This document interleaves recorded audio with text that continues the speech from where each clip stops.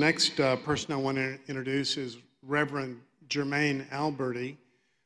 You spell his name Jermine, and the first time I met him, I said, it's Jermaine, right? And he said, no, my mama says Jermaine, and so that's the way it is. Jermaine is the Executive Director for Pathways to Promise, which is a national interfaith mental health ministry, and Jermaine has done a wonderful job as the Executive Director, and so I'm going to let him introduce our next speaker. Thank you, Doug. Well, good morning to you. That was so weak. Let's try this again. Good morning to you. All right, that's wonderful. Good morning. Well, it's an honor to be here to present your next speaker, Reverend Susan Gregg Schroeder, the coordinator of the Mental Health Ministries. There's one word of her bio that stands out and I think will tell her story, and that is she has a passion to erase the stigma of mental illness in faith communities. Let us receive Susan Gregg Schroeder.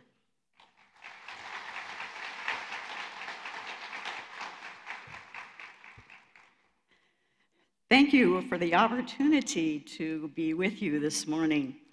I really commend the hardworking steering committee and especially Doug Beach for putting together this fabulous conference, and it has been brought together some wonderful people, and I've really relished, and it's been a blessing to learn from them, and I expect to learn more today.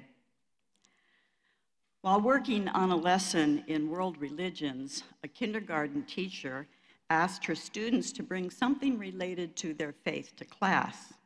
At show and tell, she asked the students to come forward with a symbol of their faith.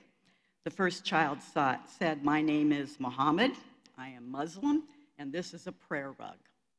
The second child said, "My name is Rachel, and I am Jewish, and this is a Star of David."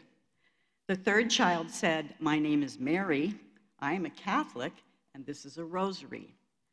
The fourth child said, "My name is Susan, I am a Methodist, and this is a casserole dish." Well, my name is Susan, and I am a former kindergarten teacher and a United Methodist minister. I am also a person who lives with a mental illness, and I am the mother of 2 family members that live with a mental illness. And while we can laugh at this joke, and the reality is that mental illness is often referred to as a no casserole illness, it also really helps us to understand that we need to be addressing this. And so my prayer is that we might find some new ways to open our hearts and doors in a way that promotes healing, wholeness, and hope for all of God's children. Statistics show that approximately 1 in 5 persons sitting in our pews has a diagnosable mental illness. Of those Americans with a diagnosable mental illness, only about 41% receive any kind of care or services. And that means that more than half do not. In sharing some of my story, I hope to lift up ways that our faith communities can respond to this challenge. Whereas secular society is finally talking more openly about mental illness, our faith communities are too often silent when it comes to understanding mental disorders as treatable illnesses. I also know that many clergy are putting on a good facade to cover the deep pain that they feel inside. And I know this because I am one of those persons. My depression began in 1991. I was in my 3rd year as the first female pastor at a very large Methodist church in San Diego, and I was enjoying my career and the opportunities for serving others that it offered. I liked being part of a large staff, and I had no doubt that I had made the right decision to leave my teaching career and follow my call to seminary to become an ordained pastor. And despite the training that I received in pastoral counseling in seminary, I did not recognize or understand what was happening to me. In the fall of 1991, a series of events hit me like waves until I was totally overwhelmed with despair. I had all the symptoms of major depression. I felt disoriented and disconnected from my feelings and from myself. I couldn't eat or sleep. Nothing brought me pleasure. I was simply going through the motions. I didn't want to be around other people, and I isolated myself. And I was so hopeless at that point that I wanted to end my life and actually developed an elaborate suicide plan. I was in such psychological pain that I clung to St. Paul's words from Romans 8, that nothing can separate us from the love of God, neither death, nor life, nor angels, nor rulers, nor heights. Death felt like a better alternative to the psychological pain that I was experiencing.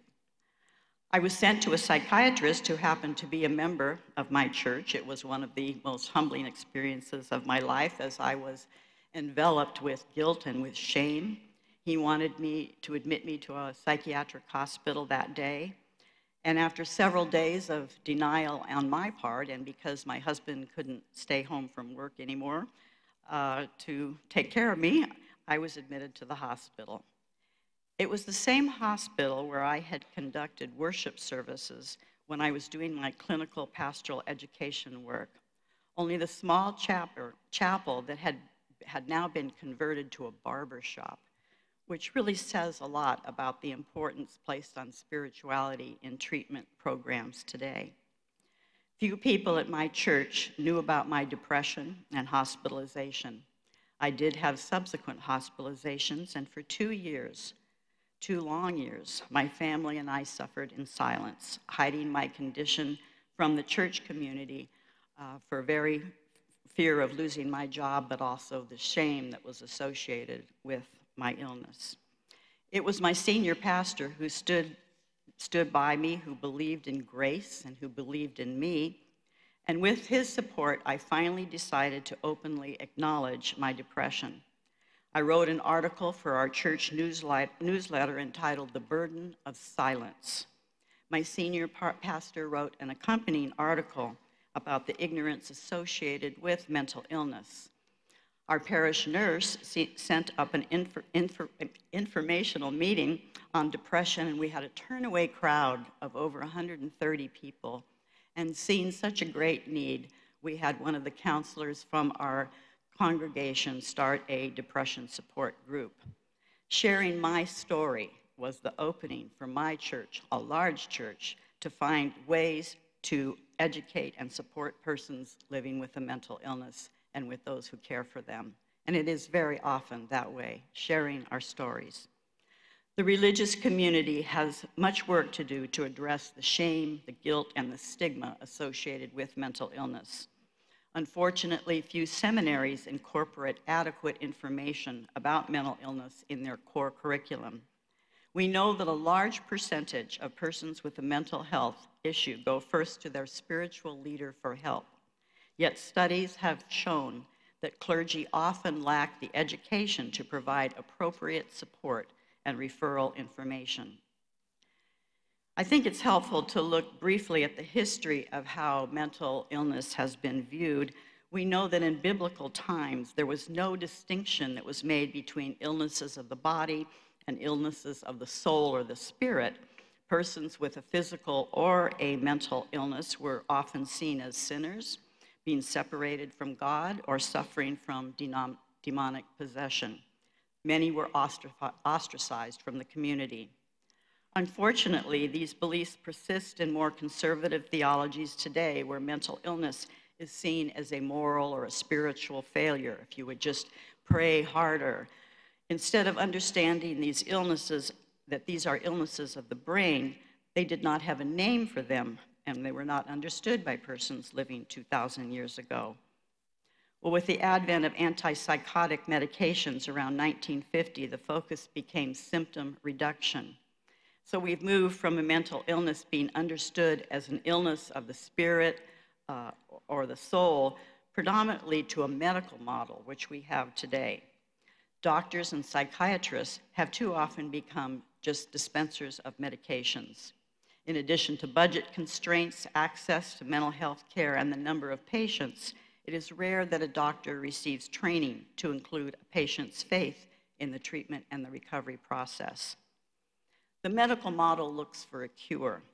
The emphasis is on finding answers and the relief of symptoms. But as we know, many times there is not a cure, but there is healing. And healing is the peace that comes from knowing that God is working in our lives to bring about the best possible outcome, which is healing of mind, body, and spirit. This sense of peace and wholeness are gifts from a loving and compassionate God, even as we learn to accept and to live with our illness. The challenge we face today is not the choice between faith and science. We need both. Professional training programs for decades have discouraged discussions of religion and spirituality with clients. Publicly funded programs have been reluctant to include faith. But things are gradually changing as new research recognizes that these two disciplines are complementary rather than contradictory in providing the most holistic and helpful treatment. Recovery is possible. We have a long way to go to meet these goals, but the fact that we are all here today is a sign of hope. I make a distinction between religion and spirituality. Religion refers to the beliefs and the practices associated with an organized group such as a church or synagogue, mosque. It provides a hierarchy for some faith groups and doctrinal guidelines. I understand spirituality as being different from organized religion. Spirituality, for me, springs from a belief system. It is what gives meaning, hope, comfort, and inner peace to our lives. Some find it through music or art, meditation, or connection with nature. Spirituality grows out of our life experiences rather than doctrine. Spirituality is a universal truth, but it is a highly individual journey. With the decrease of persons belonging to organized religion in this country, I think we need to find ways to reach out and expand our outreach to include persons who are searching for other expressions of spiritual connection and of hope in the midst of their suffering. It is impossible to explain the psychological pain associated with mental illness. It affects all aspects of our life, including our spiritual well-being. It strikes at the very soul of our being, making us feel cut off and separated from God's love and acceptance. It is like a thief in the night. It steals one's sense of self-worth, one's hope, and one's dreams for the future. And it feels like it's always going to be that way. I was blessed to have a wonderful Jewish psychiatrist who encouraged me to embrace the spiritual part of my journey. I learned a lot about pharmacology over the years, and he learned a lot about Christian traditions and rituals. And he worked closely with my AAPC certified pastoral counselor. And the fact that these two persons could talk the same diagnostic language greatly enhanced my treatment. In addition to collaborating on medical care, both professionals were able to support and accept me as I was, even when I was the most vulnerable. I also had the support of a loving husband and family. I am one of the wounded healers described by Henry Nouwen. I have had subsequent hospitalization, and I have had a variety of DSM-5 diagnoses over the years that have changed. But you know, you cannot put a label on the human spirit. I know that I continue to need to have my medications monitored, maintain a good support system, and practice good self-care as well as preventative care at those times when I feel most vulnerable. I relate to the words of Louisa May Alcott, who wrote, "I am not afraid of storms, for I'm learning how to sail my ship." I look back and I realized that I was not alone in my deepest despair. I also realized that I persevered, and with the help and others, I was able to choose life. I have found hope in listening to and reading stories of healing and wholeness restored in the lives of other people who have struggled with these illnesses. Hope is not wishful thinking or escapism. Hope is grounded in the steadfastness of God who has acted in our past, is acting in our present and will continue to act in our future. Mental illness is not a moral or spiritual failure. Mental illness is a treatable illness. A gift you can give a person living with a mental illness is the gift of presence without judgment. Family members also need support. Mental health professionals, peers, friends, and clergy offer support, can offer the ministry of presence and the reminder that no matter what we are going through, we are a precious child of God, just as we are. Our faith communities can and should be beacons of hope. I now preach the importance of being in relationship with other people, with our faith community, and with our God. When I accepted my mental illness and began to reach out to others, I gradually emerged from my deep darkness and discovered the gift of hope. Medications certainly help stabilize symptoms, but it is relationship and love that heal the soul. After 13 years of serving in the local church, I took a sabbatical leave, and my passion for faith communities to talk about mental illness and find ways to provide care and support resulted in the birth, unexpectedly, of mental health ministries. Based on my experience, I realized that our faith communities didn't have and they needed resources to begin a conversation about mental illness. Few resources were available 20 years ago, and so I started to create them. Mental health ministries is an interfaith, web-based outreach to provide user-friendly educational resources. Our mission is to help faith communities be caring congregations for people living with a mental illness and for those who love and care for them. I use the Creating Caring Congregations 5-step model, although other models incorporate similar principles.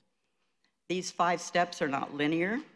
Rather, the process of becoming a caring congregation is dynamic and unique to the needs of each and the culture of each community. The 5 steps include education, commitment, welcome, support, and advocacy.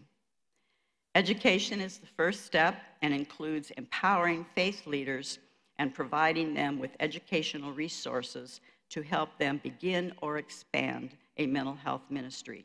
This is the focus of my work with mental health ministries, providing the resources.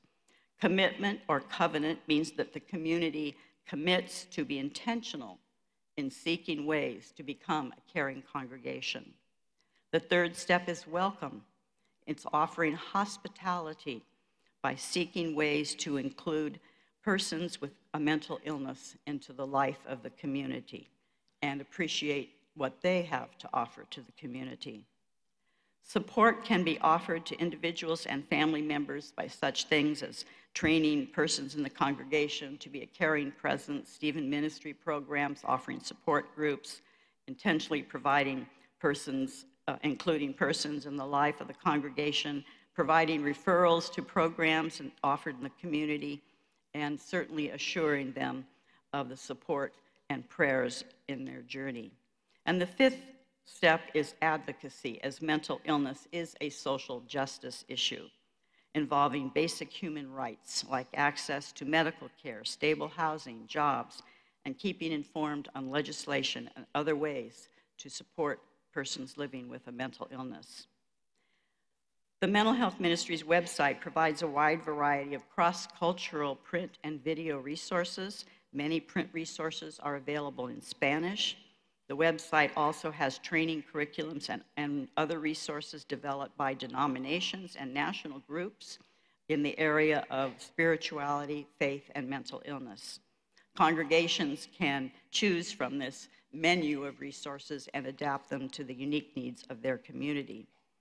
We send out a bi-monthly newsletter to highlight resources applicable to certain times of the year, like May is Mental Health Month, coming up Mental Illness Awareness Week in October.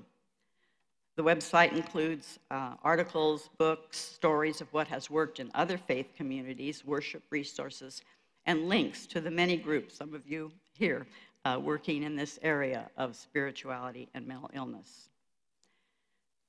When I started Mental Health Ministries, there was little attention given to addressing the stigma of mental illness in our faith communities. Since then, there is an increasing awareness that faith communities are in a unique position to be caring congregations. When faith leaders and faith communities are educated about mental illness, they can be an important part of support in forming collaborative relationships with local mental health partners, advocacy groups, and other community partners. For me, the most painful part of my illness was the feeling of disconnection.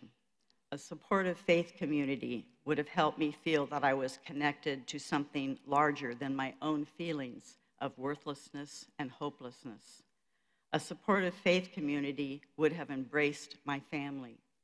We would not have had to suffer in silence. I pray that the day will come when families living with a loved one with mental illness will be silent no more. I'd like to close with one of my prayers. Spirit God, you know our needs, our wounds, our hurts, our fears, even before we can form them into words of prayer. You are patient with us. You are protective of us. You are present with us until such time that we are able to ask for what we need. Thank you, Spirit God, for your healing taking place within before we are even aware of how broken we have become. Thank you so much for letting me share with you this morning.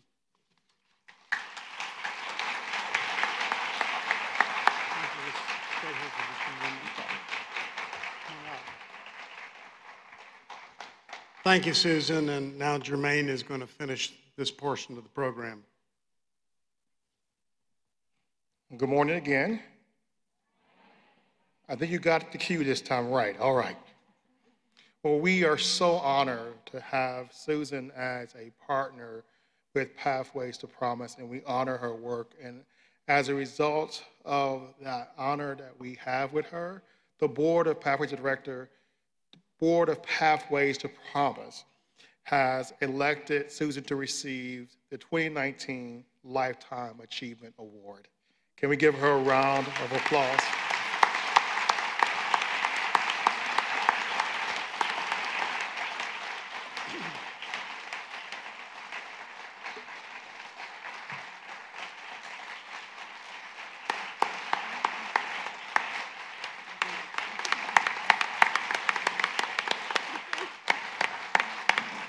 Pathways to Promise is an interfaith cooperative of many faith groups, which was founded in 1988 by 14 faith groups and mental health organizations. Our board also created a resolution to present to Susan as a result of this achievement, and I just want to read just a few parts from that resolution. One of them specifically speaks of how Susan, a United Methodist minister who lives with a passion for helping faith communities, becoming caring congregations for all people. Susan believes the difficulty for many communities stems from a lack of knowledge and preparation in dealing with the complexities of mental illness, and that the process of becoming a caring congregation is dynamic and unique to each community.